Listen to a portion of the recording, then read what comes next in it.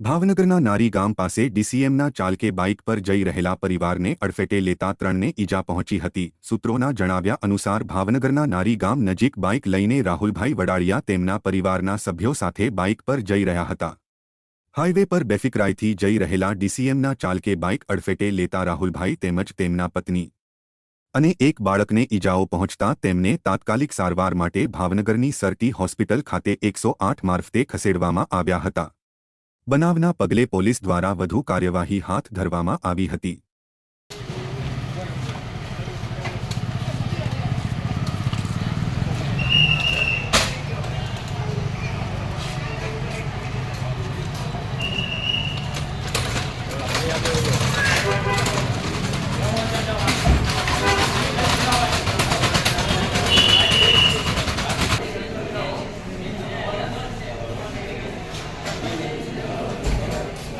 Ôi mà bà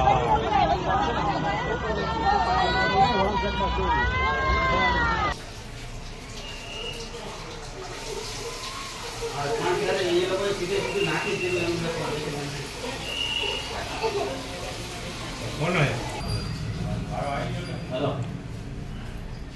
આ એ બાર એક પાટ પડી પેલા નોટ ને લાવ્યો અમારે હતો રતભાઈ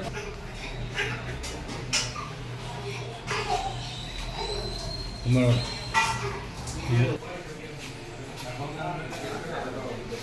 આમ બતાવવાનો આમ બતાવવાનો